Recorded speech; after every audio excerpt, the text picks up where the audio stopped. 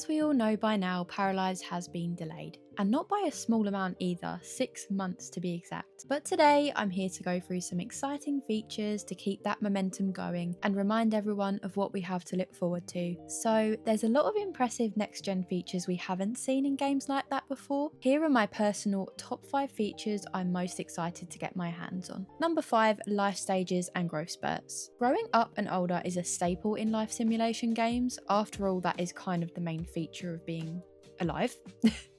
Aging has always been an exciting milestone for my characters in The Sims. I'd always wonder what new personality traits they'd get and what they'd look like as they grew. Will they have that lethal face card like mum, or God forbid inherit great grandpa's nose? Each life stage has always brought new age-specific activities for them to enjoy. And for me, that sense of possibility was what made it all so exciting every single time. In Paralives, paras are confirmed to grow taller over time. We have known that this is a feature for quite some time now, that we can customize heights for different paras. That's what makes it even more exciting for me, is just thinking about how tall that new baby will grow to be. We haven't seen too much regarding stage specific gameplay, but I think the team have mostly been focusing on establishing the basics like animation, sound and character design before adding too much complex gameplay. I think that will come after early access. There are, however, some details that we do know. So we've already seen the list of things they are planning to add over the course of early access. From launch, we'll have a total of 8 life stages. These are baby, toddler, child, preteen, teenager, young adult, adult and elder. Preteen has only very recently been confirmed, and as such we don't know much about it at all. The weekly Patreon post for the 26th of September included a small preview. We could see a snippet of the Paramaker in which the life stage selection button could be seen, and we could clearly see 8 life stages to choose from, and in a now public dev chat it was confirmed. In the dev chat for that week, the team also said that preteens will unlock extra personality aspects and have 3 growth spurts. So growth spurts are kind of specific growth events. I don't really know how else to put it.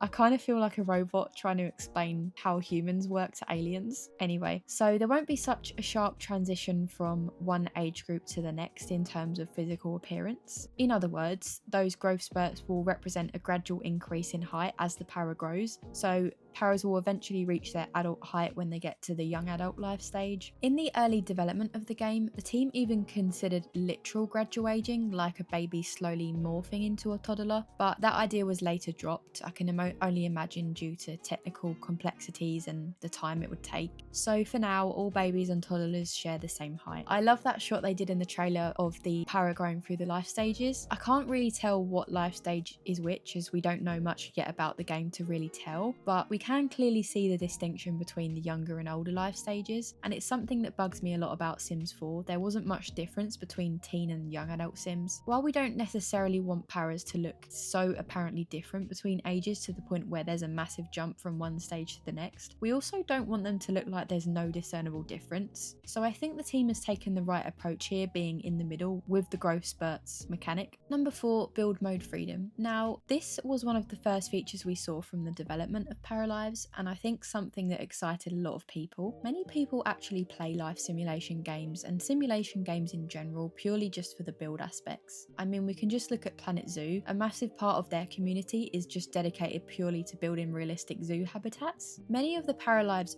early videos are about build mode. After all, the game's slogan is quite literally, you live and then you die, you might as well do it in a nice house. I think that's what initially helped them gain a ton of traction on YouTube and social media in general. Many of us who love life sims grew up playing with dolls and Barbies in doll houses, and I think because of that, the build mode has always had such an appeal to those of us that did grow up with those things. I know a lot of people who play Sims 4 primarily just for the build tools. They don't even touch live mode or CAS. First up, I want to talk about gridless construction of walls and floors. So essentially, gridless construction is just a free build system where you're not confined to a grid of squares. For example, you can make a diagonal hallway or a curved wall instead of just square rooms. We've seen that you can build walls at any angle you like without cheats. In a similar vein, we've also got optional grid snapping of objects. So this is where you can place objects absolutely anywhere you like in a horizontal space. I think Paralives offers a very simple but also quite powerful way to place objects. You can stack and flip objects, which we've seen quite a few times, which I know kind of blew the internet's mind when that first released. And of course, I can't forget to mention the object resizing. So this was another huge selling point for the game in the early days of its internet stardom. I specifically remember the first time I watched those videos on object scaling just by dragging the objects with the mouse. For example, we can grab a small single bed and turn it into a massive king-size double. The same can also be applied to build mode with Windows. I remember the days of OMSPs in Sims 2 and move objects in Sims 3. I think this will allow for some really unique builds and more immersive storytelling without any restrictions on where and how we can place objects. I've never been the most talented or creative builder in Life Sims, so I personally can't wait to see what other people create. Paralives Studio are also planning free updates following the release of Early Access, including basements and pools, so we have even more to look forward to. Number 3 on my list is of course the open world. The world in the game and subsequent worlds will be fully open and seamless, so you can go from your para's home to a neighbour's, the park or downtown without a single loading screen. It just makes the world feel alive and connected, not split into separate lots. According to the official website, Paralives offers a rich open world filled with possibilities. Put on your best outfit, call some friends and use your bike or car to meet them at the park, restaurant, beach, shop, mountain or anywhere. Now, I love to play rotationally, which means I prefer that my other households in the world don't progress while I'm playing another household. Oh, that was a long sentence.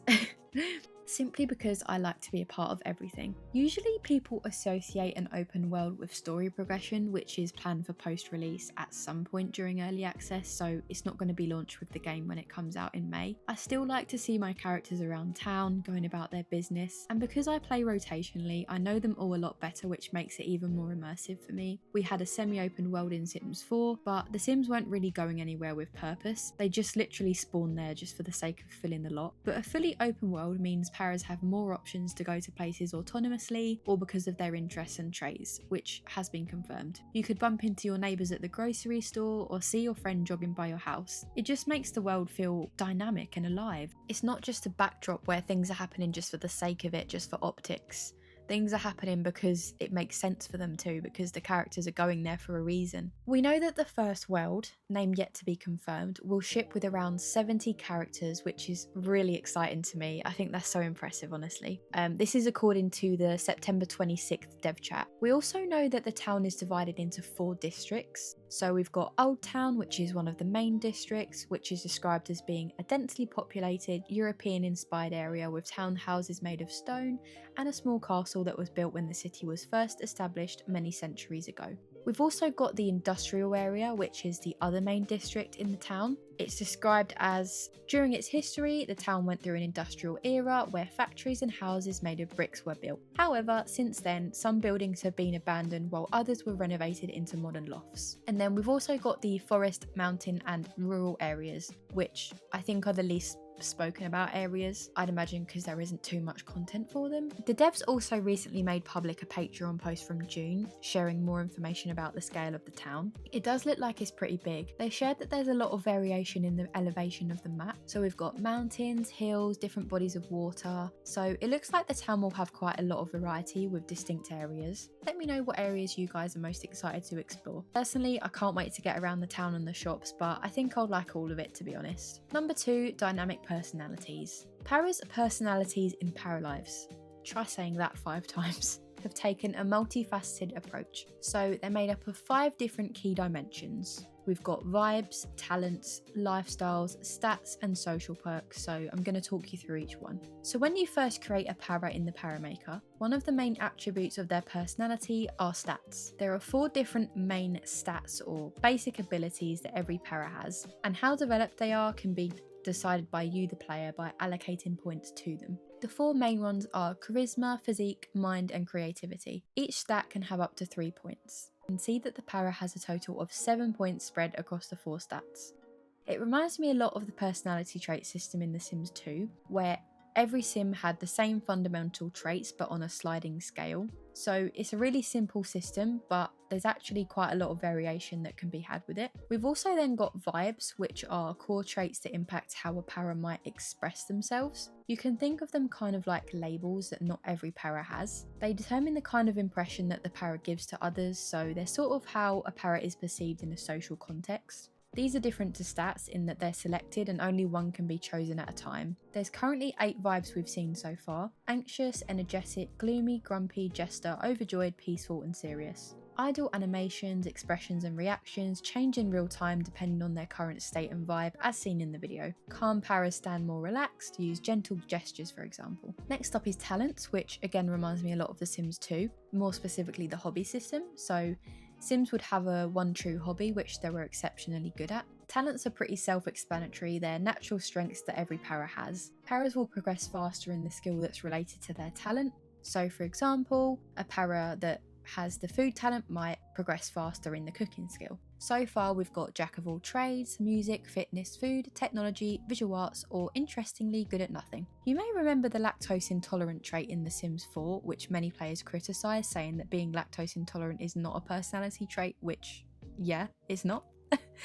Well, the developers of Paralives have thought about this and included another category known as lifestyles. These can be thought of as defining the ways a para lives. For example, we can see that we have the option to make a para vegetarian and choose their sleep habit. Do they thrive in the early hours like a night owl, or do they love being part of the 5 AM club?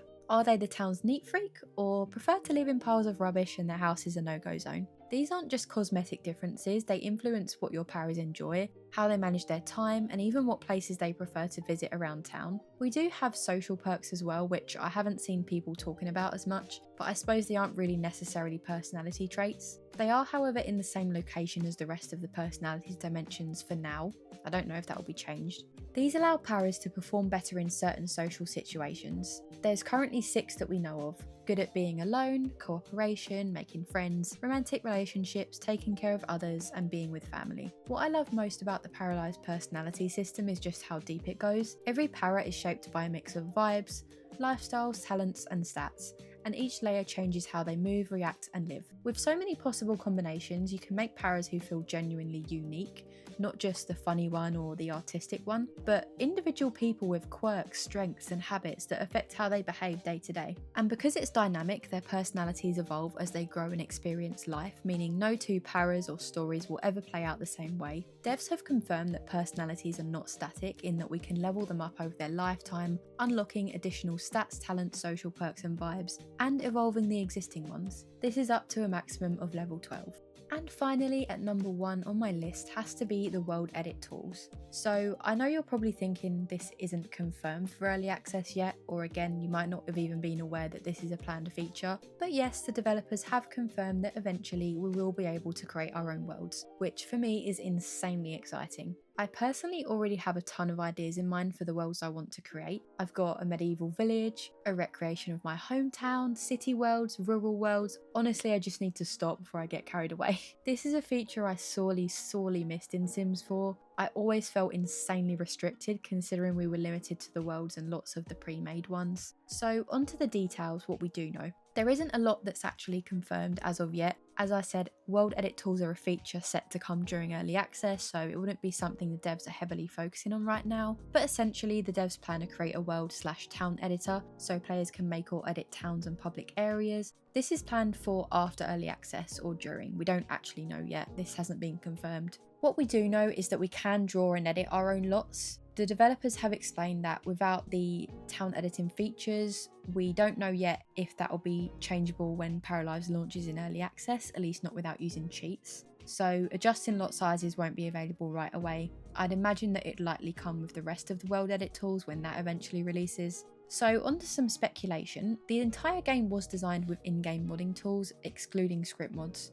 It's said that the game is actually one big mod itself, so I've got no doubt that we'll likely get a powerful Create a World tool. In the 20th of June Patreon post, which is now public, the developers mention a tool they developed for more advanced terrain and town topography control. They didn't go into much detail, but it's really encouraging to know that these advanced tools already exist within the dev build, and who knows, maybe one day we'll get to use them too.